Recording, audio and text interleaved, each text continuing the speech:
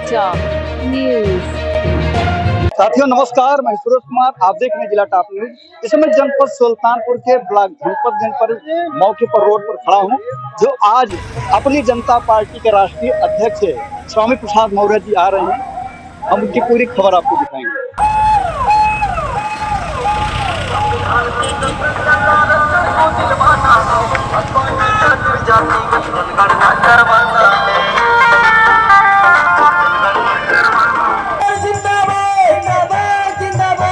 अपनी जनता पार्टी जिंदाबाद, जिंदाबाद, अपनी जनता पार्टी जिंदाबाद, जिंदाबाद, जिंदाबाद, प्रसाद मौर्य जिंदाबाद, जिंदाबाद, जिंदाबाद, अपनी जनता पार्टी जिंदाबाद, जिंदाबाद, जिंदाबाद, जिंदाबाद, जिंदाबाद, अपनी जनता पार्टी जिंदाबाद, जिंदाबाद, जिंदाबाद, अपनी जनता पार्टी जिंदाबाद, जिंदाबाद, जिंदाबाद। और कहना है, आइए एक लाइन आपके सम्मान में स्वागत गीत के रूप में गाऊंगा। अरे पिछड़े गरीब दलितों का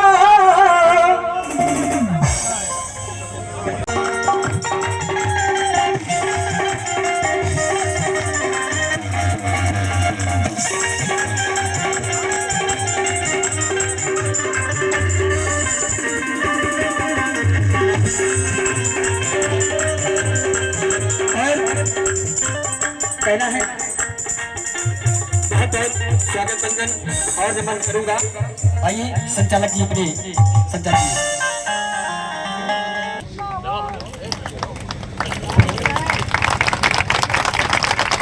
आप सभी लोग जोरदार तालियों से स्वागत करिएगा हमारे नेता का, हमारे आपके सबके नेता, गरीबों के नेता, वंचितों के नेता। आप भी आ जाइए स्वागत करने के लिए। उसके बनवीर मौर्य जी, अंशुमान मौर्य जी, अंशुमान मौर्य जी, वीरेंद्र मौर्य जी, राम लखन मौर्य जी, राम उजागी, हमारे नेता का सत्य प्रकाश यादव जी मौर्य जी हैं, भगवती सागर। अपनी जनता पार्टी का या किसी भी प्रकार का आपको बना है आज विकास की गंगा, अरे यूपी में बहेगी विकास की गंगा, आज आने वाली है, क्योंकि 2027 न भूलना सीएम बनने वाले, सीएम बनने वाले। अरे उमर बड़ा है आज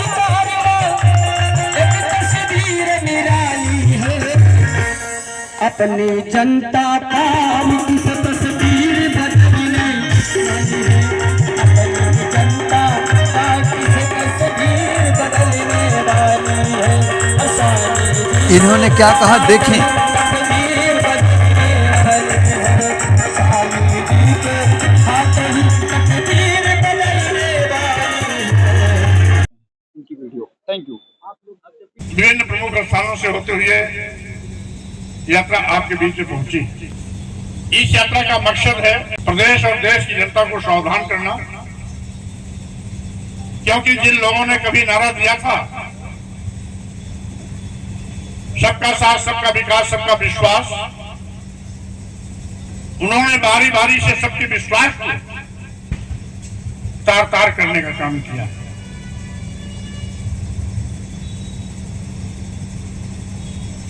सरकार की गलत नीतियों से देश का करोड़ों नौजवान बेरोजगार हो गया, सरकारी नौकरियां नदारद हो गई,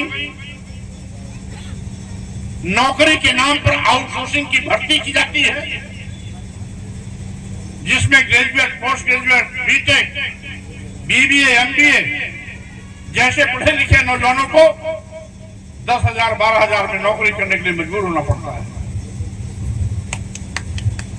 आज पूरे प्रदेश और देश में यही हालात है।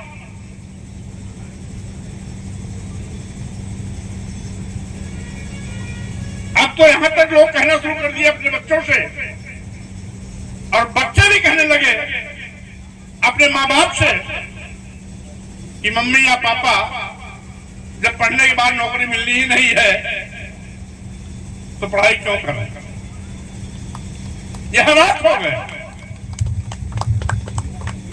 महंगाई आसमान पर है,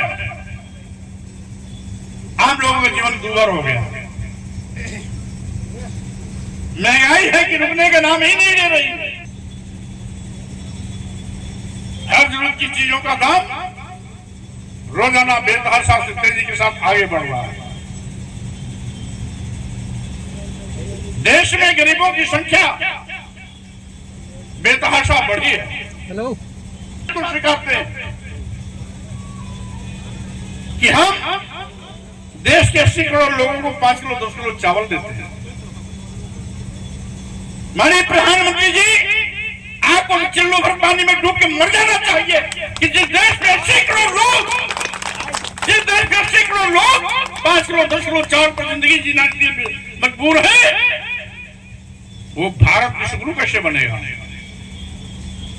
जिस देश में 80 करोड़ लोगों की जिंदगी 5 किलो 10 किलो चावल के इर्द गिर्द मंडराती है, वो 80 करोड़ परिवार अपने बेटे बेटी को डॉक्टर, इंजीनियर, प्रोफेसर, एडवोकेट या बड़े ओहदेदार बनाने का सपना कैसे देख सकते हैं?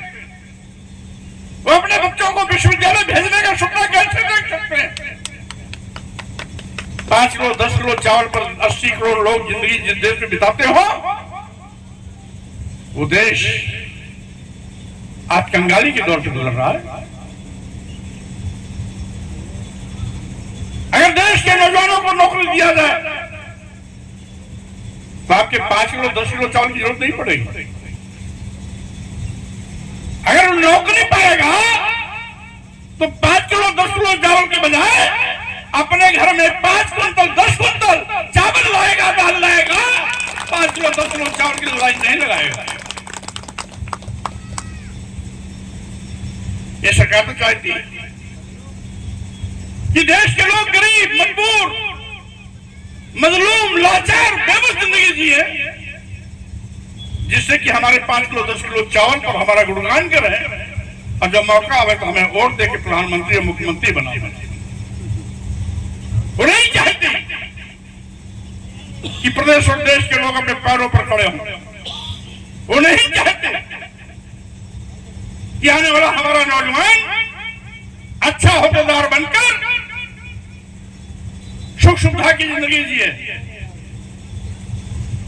हम तो कई जगह देखे, बस्ती के दौरे में गए थे, बस्तीगंज डुमरियागंज मोड़ पर हमने देखा बीटेक चाय वाला। मैंने गाड़ी रोक ली, हमने वहां चाय पीने वाले से पूछा, भाई ये बीटेक चाय वाला क्यों लिखा है? उसने कहा, साहब ये इंजीनियरिंग करने के बाद जब नौकरी नहीं पाया तो सोचा अपने घर का हम खर्चा कैसे चलावें, उसने चाय की दुकान खोल ली। अब बीटेक चाय वाला यानी बीटेक किए हुए नौजवान की हैसियत यह है कि चट्टी चौराहे पे आके चाय बेचे। यही हाल आप लखनऊ में दिन में अगर 4 ई रिक्शा पर बैठेंगे तो चारों ई रिक्शा वालों से अगर बात करेंगे, पूछेंगे तुम्हारी पढ़ाई क्या है, तो कोई बताएगा पोस्ट ग्रेजुएट है, कोई बताएगा हम ग्रेजुएट हैं, कोई बताएगा हम बीबीए किए हैं, कोई बताएगा हम बीटेक किए हैं, कोई बताएगा हम बीए किए हैं। यानी हाईली क्वालिफाइड लड़के नौजवान आज बेरोजगारी का दम खेल रहे हैं। बस बदतर हालात हो गए। यही मोदी जी की सरकार है जिसने कहा था हम किसानों को लाभकारी मूल्य देंगे। किसानों को लाभकारी मूल्य देना तो बहुत दूर, 3.5 साल हो गया किसान दिल्ली समूह घाट पर धरना दे रहे हैं, आज तक न्यूनतम समर्थन मूल्य की घोषणा भी सरकार नहीं की।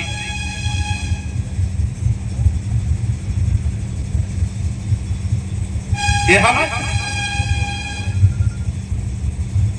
एक और देश बेचा जा रहा है। दूसरी ओर कहते हैं हम विश्वगुरु बनाएंगे भारत, और देश को कंगाल बनाने वाले लोग, देश को बेचने वाले लोग भारत को विश्वगुरु कभी नहीं बना सकते। आपने खुद देखा होगा, हमारे पढ़े लिखे नौजवान सब जानते होंगे, जब से माननीय मोदी प्रधानमंत्री बने देश के सभी बंदरगाह बेच दिए, एयरपोर्ट बेच दिया, एयर इंडिया बेच दिया, सभी रेलवे स्टेशन बेच दिया, कई दर्जन ट्रेनें बेच दी, LIC जैसी बड़ी संस्था बेच दी। इसके हाथ अदानी और अंबानी के।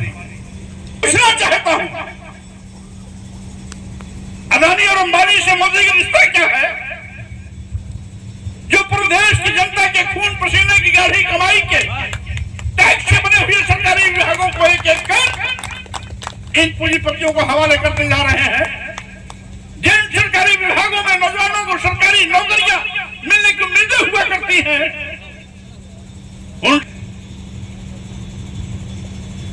आखिर कितना धोखा दोगे माननीय प्रधानमंत्री जी देश की जनता को।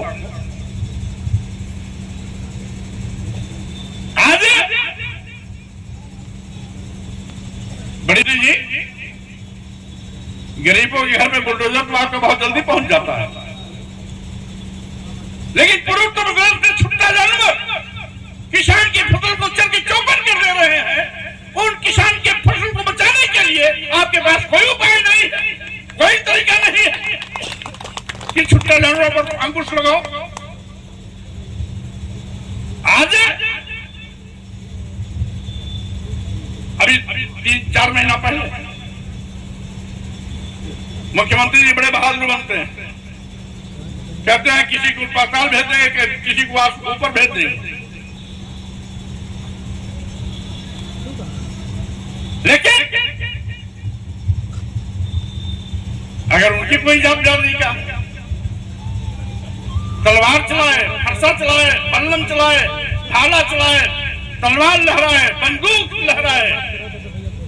आगरा में देखा होगा हजारों लोगों ने, एक कौन सेना है, सेना के नाम पर हजारों लोगों ने माननीय मुख्यमंत्री की आगरा में मौजूदगी के रहते लोग असला लहरा रहे थे, किसी के खिलाफ कोई कार्रवाई नहीं हुई, क्योंकि उनको घमंड है कि मुख्यमंत्री की बिरादरी की। लेकिन अगर गांव का कोई गरीब अपने घर में बड़े चाकू से केक काट देता है तो कहते तुमने बड़ा चाकू कैसे प्रयोग किया। आम सड़क के खिलाफ उसके खिलाफ कार्रवाई हो जाती है। आज ये हो रहा है जाति के नाम पर, धर्म के नाम पर भय और दहशत पैदा किया जा रहा है। जब से भाजपा सरकार की डबल इंजन सरकार आई, अनुसूचित जात और जनजात पिछड़े वर्गों का आरक्षण शून्य कर दिया गया।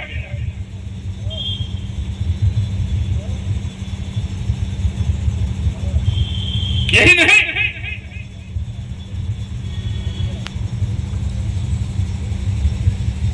जब से भाजपा सरकार बनी है, सबका साथ, सबका विकास, सबका विश्वास का राज देने वाले लोग जब से सत्ता में आए हैं, रोज आए गए दिन कहीं न कहीं उत्तर प्रदेश में अनुसूचित जात, जनजात, पिछड़े वर्ग के किसी न किसी नौजवान की हत्या होती है।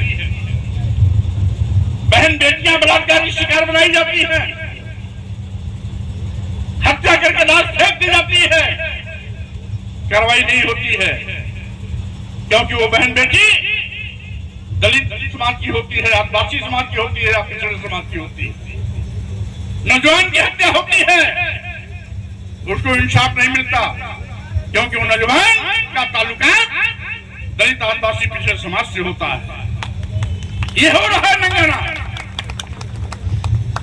इसलिए साथियों,